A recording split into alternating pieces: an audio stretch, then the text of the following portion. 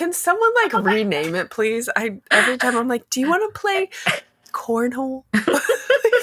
Well, they say, look at your giggling. Like, are you an RV person or are you just RV life curious? Either way, this is a podcast for you. My name is Kate White, and I've interviewed over 50 of my fellow full-time RV women over the past year.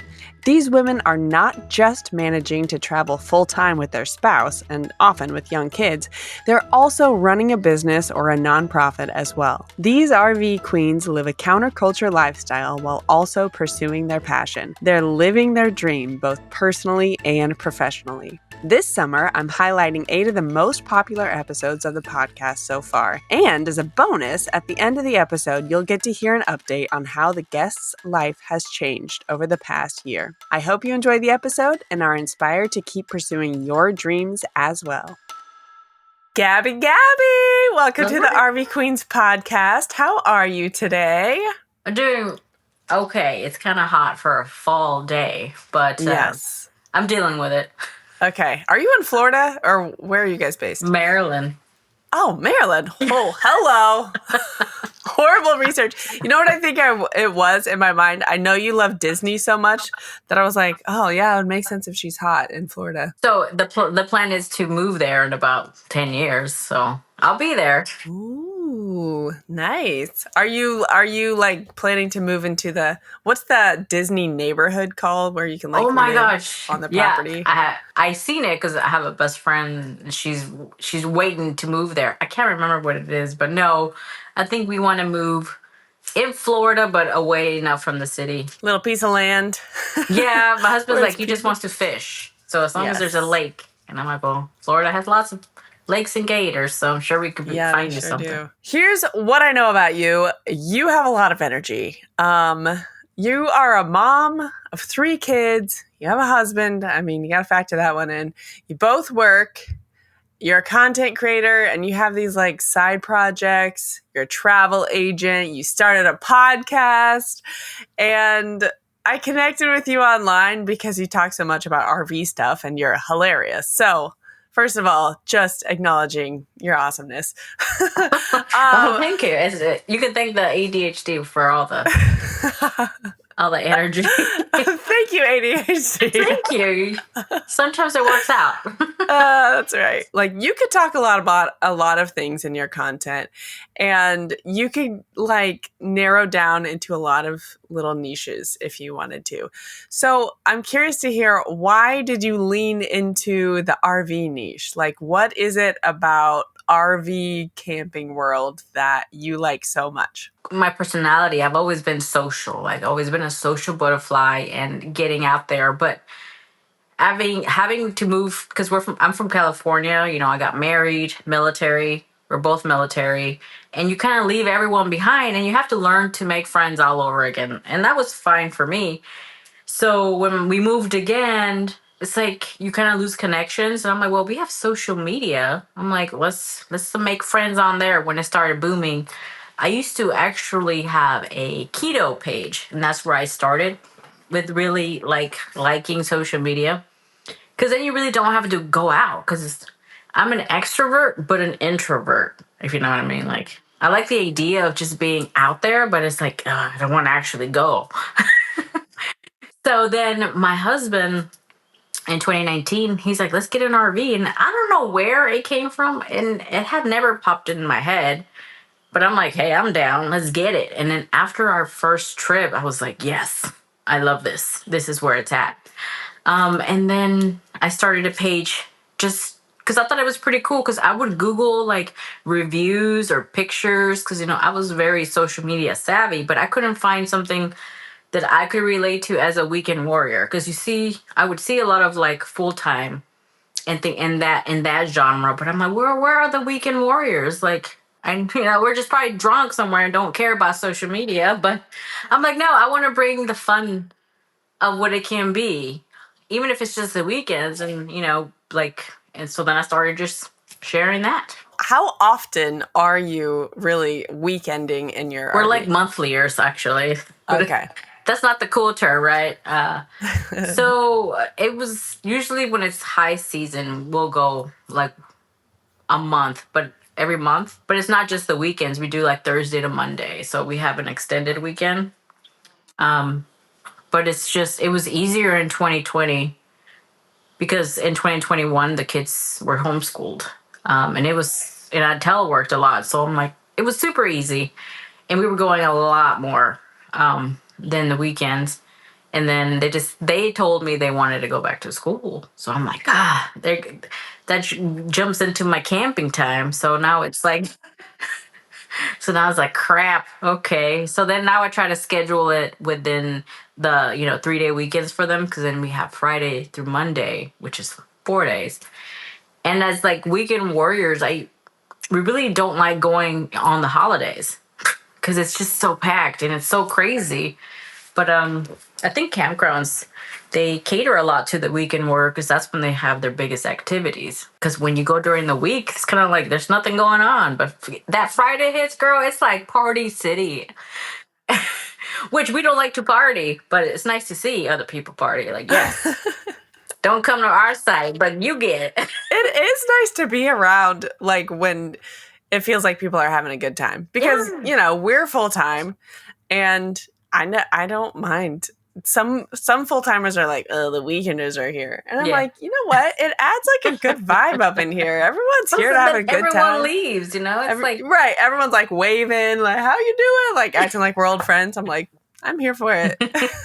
But when I started making content, that's where I focused on the full timer compared to the weekender, because I always would hear the jokes about oh, here come the weekenders. So then I started making jokes of like, oh, there's the full timers, So I think it's fun because I think in the end everyone loves RVing, so it's I love it. You clearly love RV traveling, but you're also a travel agent. Tell me about when you choose to go RVing. Is that mostly just like closer to home, or versus like staying in hotels and flights and all that stuff? So the travel agent thing kind of just happened this year. My husband was really against flying and like hotels, so I think that's why we loved RV travel so much. And it's usually the local between 2 to 3 hours. But I mean, we've gone to Florida with it. We just went to Wisconsin with it. So we will travel. I mean, he's not going to drive to California or Texas with it yet. Um, but so when we went to Disney as a couple, because me and him went to Disney for our anniversary, it was nice just like us and not having to stress about pulling the RV or what's gonna break. It was just like he seemed so calm, like stress free. Because it's stressful traveling. It's like intense because it's like always looking at the gauges, always looking around. So we fell in love with that aspect. So I'm like, well, let me try to be a travel agent mostly so I can find the sweet deals for myself. Because it's like a third party thing. Like if I don't book anyone, that's good, but I'm still checking these deals, looking for us, because I want to travel more outside of the East Coast, and I think that would require, with our schedules, it would require air travel. So have you guys ever talked about full-time RVing? I did at first because I was like, let's go. I'm ready. Let's do this. But after several trips of just being in that space, I felt like, ugh, I don't know if I would want such a small space. I know people are like, "Oh no, you'll love it." I'm like, no, I love going, but when we come back to the sticks and bricks, it's just like, everyone goes in their own spaces. You don't see them for a minute, and I love my alone time. Now, when he retires, I do feel like we'll be more of a seasonal, like snowbirds, right? I do still want an RV. I don't think we'll ever full time live in it, but maybe half the year. Yeah, I think a lot of people feel that way. And it's definitely more approachable to think of that way when you've got your whole setup, you got your house, you got the kids. How old are your kids, by the way? They're older. They're like 14, 13, and 11. Okay, gotcha. So yeah, you've already got your sights set on when they're out of the house.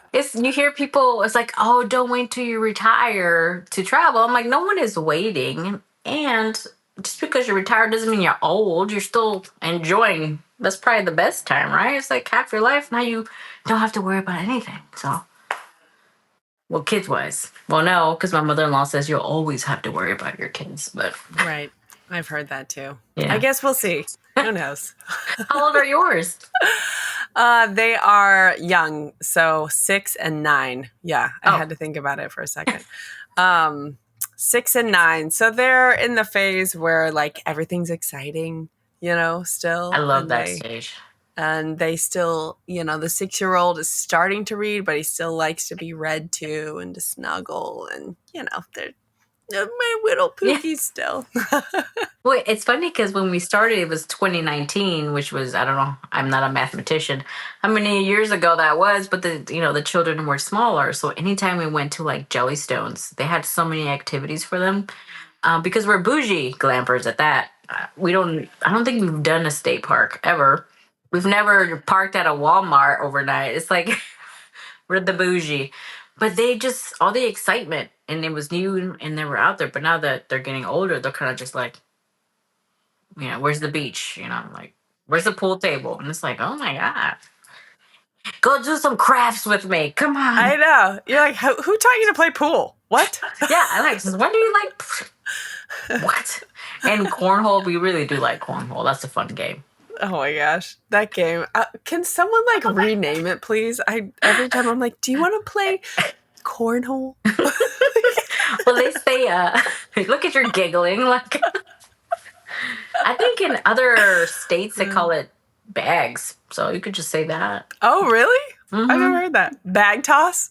No, just the bags. I think someone in one of my posts, because I did a video on how to play cornhole, they're like, oh, we call it bags in whatever state. Probably the I West. take it. I'm gonna start saying that instead because Yes. The cornhole. I can't say it with a straight face. Anybody ever cornhole? Got a cornhole. Okay, so you're one of those people that's really into Disney, right? Correct me if I'm wrong. No, you are not wrong. I am not wrong. It's hard not to be into Disney, especially like the parks, because they do such a good job of making it feel magical. I remember like we went for the first time as a family. This was 2 years ago, 2021. And walking, what's the park with downtown Disney in Florida? I think it's California. Is it Magic Kingdom that has like the little like downtown Disney with like the people singing, the guys in the top hats that Oh, are yes, singing it's Magic and all that? Kingdom. Yeah, yeah, yeah. Yes. And I walked in and I was like, I was just like, this is so magical. It's Like so I was more into it than the kids. Yeah. Yeah, same. Oh my gosh. So tell me about the first time you went to Disney in person. Like, where did this all start for you? I mean, from California, so I've been to Disneyland, but it was when you were a teen and it wasn't like, oh, woohoo, it's Disneyland. The first time we went is December when we went to Florida in the RV. And I'm like, well, let's go to Disney because we're here. And it was just like, I was just like the biggest geek ever. Just, it was busy and there was a lot of people, but I was just like, like everything. Since it was just amazing. And we went again for our anniversary like a month later, and then I went again with my mom, and then I went again. So I'm like, okay, it's become an addiction, very expensive one at that, which I have to consider now with RV travel because it's like, what do I want to do? You want to do air travel in Disney, or do you want to do campgrounds? Because we go to RV resorts, the price is a lot more. So I'm like, we might settle down a little bit next year because I want to go to Disney a lot more. But when my mom was here, she's an immigrant and worked a lot, and we never got to do anything really besides go to Mexico for like the summer. We never ate out. It was just so many kids. So when I asked her, I'm like, Mom, where do you want to go? I want to take you somewhere. I'm thinking like France, like Dominican Republic. She's like, you made Disney World sound pretty cool. I'm like, I want to go there. I'm like, let's go, Mom. And she had such a great time. The funny thing was that she's not a food connoisseur. So she was very picky about her food. And I was so excited to take her to Epcot, which is where it has all the countries. And I'm like, Mom, I want you to go. Let's go to Mexico so you can have something. And you could just see her. She was just like, what is that? What is that? I'm like, just eat it, Mom. It's good. But she was so tired of walking. I don't think she got to enjoy it. And That's another thing I always tell people. It's like you're gonna want to do everything, and you're gonna stress yourself out. You're never gonna be able to do everything in one trip. And if you have little kids, whoo, you have to give them a break, man. Totally. Especially if they're napping age still. I'm like, just I take need a the nap. breaks. I'm a napping age right now. Yeah. That's right. So what's what Oh, we yeah. do is like we go, and then around like after you eat delicious food, we go back to the hotel and relax.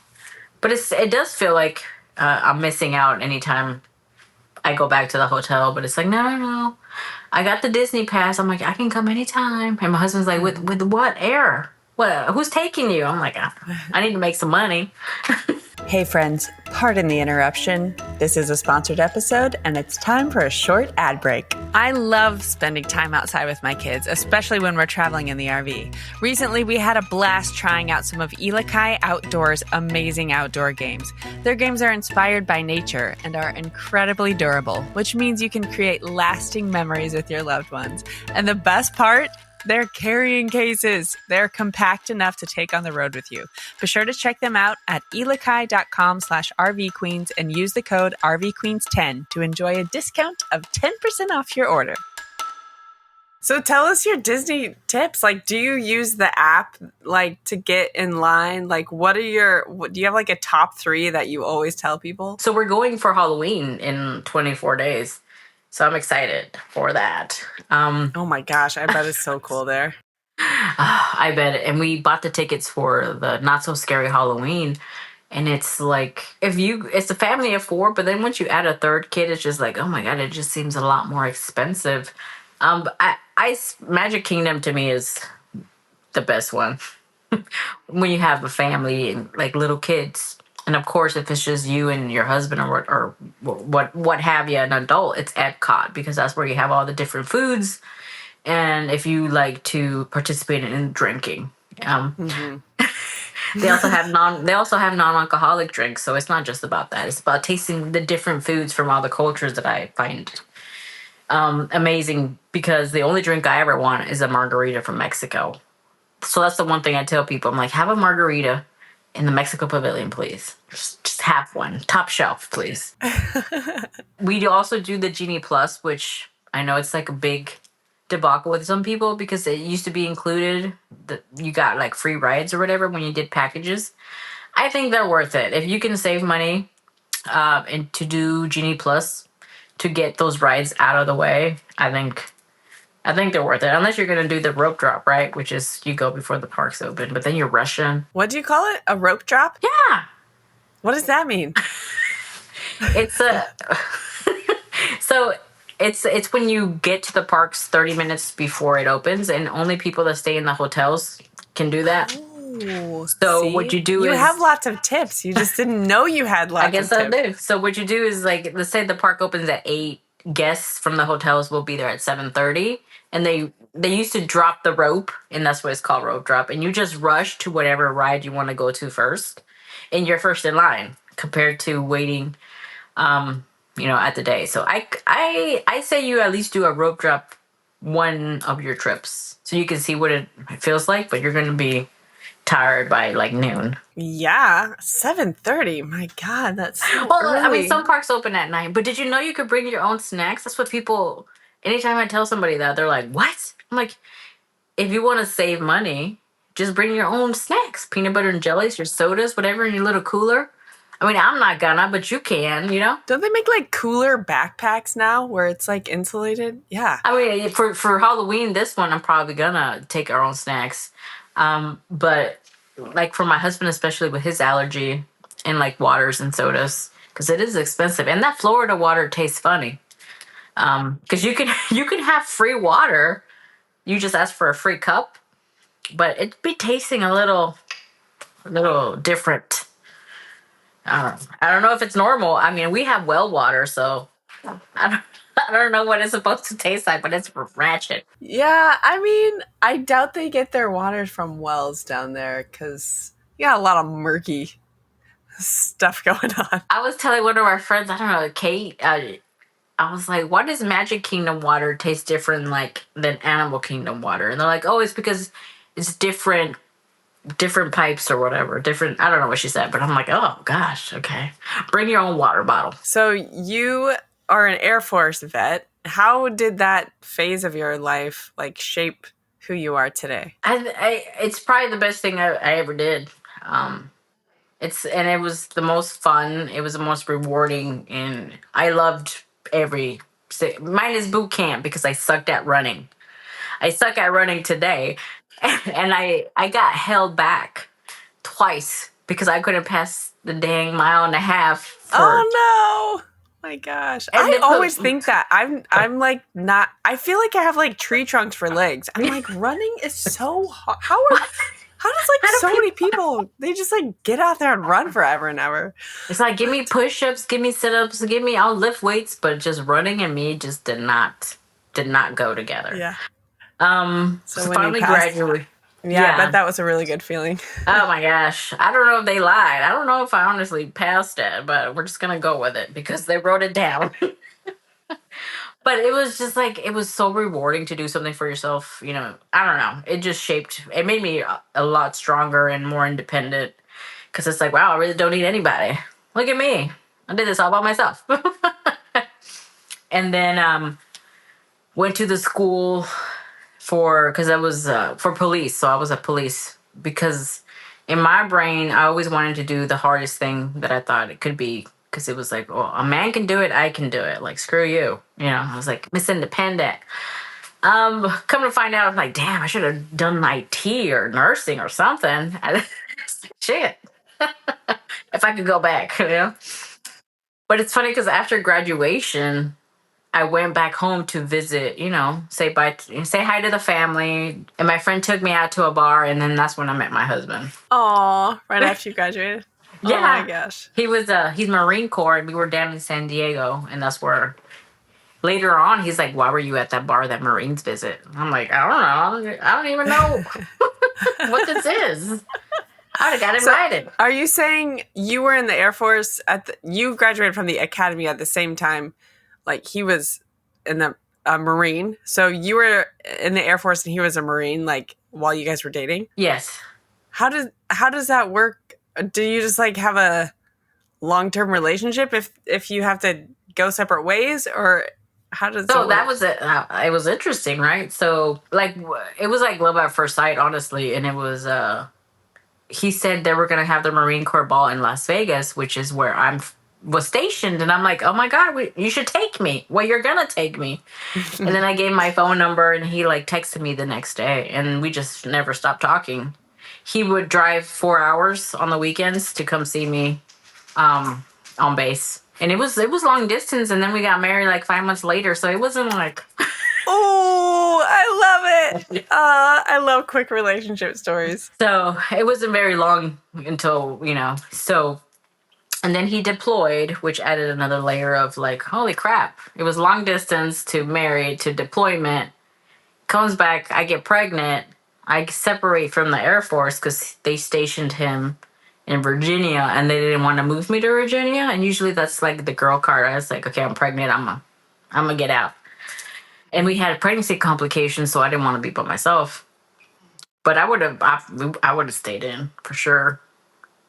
I just love the community. It was just, I mean, lots of bad things can happen, and they did in the military as they do, but it still makes you a stronger person, you know. So you guys moved to Virginia, and then how did you end up in Maryland? Drive 40 minutes, and I'm in Virginia, which is Maryland, and then we have D.C. So it's like all the vicinity. My husband was stationed in Maryland, but we didn't want to live in Maryland, so we just crossed over the border. Not the border, the state line. But when he got when he got out the military, we decided to stay because he doesn't really have a home state, and I didn't want to go back to California. He didn't want to go back to California, so we just stayed because he became police in the city. So we just stayed around. Have you been happy in the Northeast? I mean, that's a pretty big change from growing up out west. I love it. I like having the seasons. I went back to California, and it was just so congested. It was just like, ugh. So we kind of live in like the rural area, so there's not like we don't have any neighbors. Nice. They're like right now, so I like that, the not having people around. And California was just so congested, and it was just like, I mean, DC is going to be just as congested, but I don't know. I mean, I love the food and I love the beaches from California, but I like the East Coast. Okay, well, I have a rapid fire set of Disney questions for you. This is Yes, kind of I like love changing Disney. topics. Back to Disney. You do it anytime, girl. Oh my god. Okay, are you ready? Well, I'm glad you like it though, because there's like people that hate it, Oh my and then gosh. people that love it. There's no in They between. don't- Either you hate it, like Disney Yeah. adult, grow up.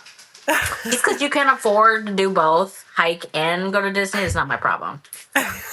I feel like they might just not be able to receive the magic of Disney. Like, They just have to go one time. That's all. I know. And it has to be Magic Kingdom. I agree. It's the best one. Okay. Here we go. Disney World or Disneyland? Well, I haven't been back since like I was 18, so I feel like I have to go back and then compare it. Okay. But right now, I would say Disney World, Okay. What's your favorite park there? Magic Kingdom, Okay. because they have all the nostalgia rides like Pirates of the Caribbean, Little Mermaid. It's a small world. What is your favorite ride? That was my next question. Favorite ride at Disney World? It's actually Guardians of the Galaxy. Oh, really? That came out of nowhere? And then Pirates of the Caribbean. You're like, Little Mermaid.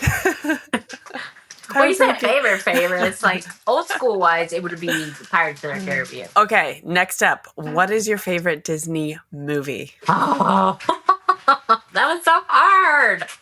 Hocus Pocus. Is that just because it's October right now? I watch that movie like every dang month, man. It doesn't have to be, but I don't. Let me ask my daughter.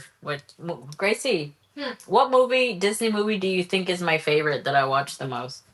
Princess and the Frog. Princess and the Frog. Oh, that's a good one. That actually, between those two, I'm just obsessed with Princess and the Frog, but I want to go to Louisiana so bad because of it, and it's just like, oh, I just want all the food that they have and the atmosphere. Even though it's a cartoon, you're like, I just need a little bite of that, right? Well, What is? the beignets, right? Yes, that's right. The first thing that I looked for when I went to Disney the first time was like, I want beignets, I want beignets, I want beignets. One of my friends, the same one, Kate, she met me at Disney Springs, because then you take the boat to the hotel that sells them, and it was just like, oh my god, I don't know if they're better than donuts, but they had like jambalaya was really good. Oh my god, Next question is favorite Disney character. Maleficent. Nice. Favorite Disney princess? Maybe you already answered that one. No. I've never looked at the princesses. But it would be Ariel. Cool. And last question, is magic real? Of course it is. I knew you were going to say that. Yes. Bippity boppity boop. I love it. Okay, I have one more question for you, and then I'll have you share with the listeners where everyone can connect with you online and get more RV Weekender content and more Disney, more of Gaby fun. Okay, so the slogan for this show is a podcast about unexpected riches. So what's the unexpected richness that you have discovered from RV travel with your family? The togetherness, if there was a word, and communication. Because you could be in the same, house and talk, but there's something about just having in the small space around a campfire or around a hike or just sitting there doing nothing, where the kids just start talking, and you're just like, oh, and then you start having this communication. It's just like, wow, that was deep, and you don't even know how important that is until you're listening and you're there focused and you're not on your phones or your video games, and you're just like in the moment. It is the magic of RV travel. It is. I mean, sometimes you just want to be like, during travel days, but those nights, especially the nights, it's just like, we just sit there in silence. Listen, stare at the fire. There's something about like staring at a fire. It's just, it's magical. Mesmerizing, right? Yeah. Just not when it's 80 degrees outside. Well, it always gets cool at night. That's the redeeming thing about hot days. It always cools down. Okay, Gabby, will you share with listeners where we can connect with you online? Oh, of course. You can find me on all the socials, Adventures with Gabby. And I bring laughter and travel straight to your door. Yeah. And large glasses of wine and margaritas. Oh my God, I love margarita so much. The shorts where you have like that giant glass of wine, I'm just dying. It's the best.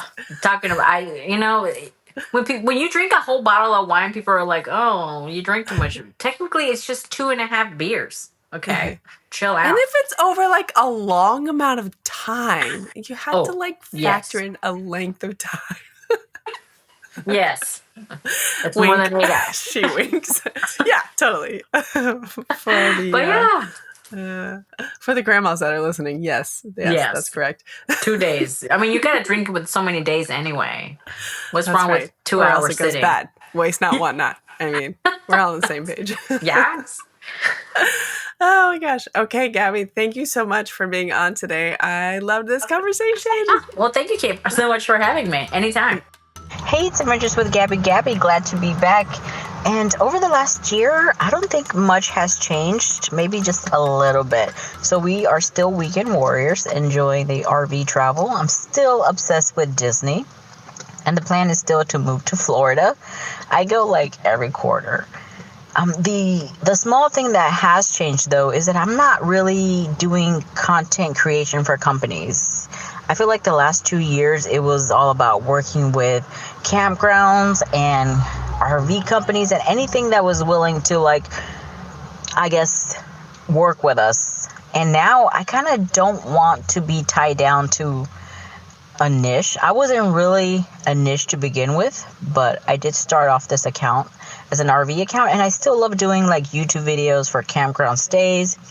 But I'm no longer putting pressure on myself to, hound companies to work with. I figured if anyone wants to work with me, they're going to reach out. But we're living our best life and enjoying. And right now, my content is really just for fun. I'm not trying to make money. I'm not trying to put my name out there. Like, if I make you laugh, that's all I want to do. And if you ever catch me on the campground, I hope that you come say hi. Hey, even if you see me in Disney, please, let's have a margarita and let's have a good time. All right? All right, my friends. Thank you so much for tuning in to today's episode and for being my favorite part of RV life. If you could please like and subscribe on whatever platform you're listening on, that would be awesome. And listen, if you want to have conversations like I had on this episode with your fellow RV women, head to rvqueenspodcast.com/community and choose your RV Queen Circle today. All right, guys, I'll see you next week, or hopefully I will see you on the road. My little Pookie still.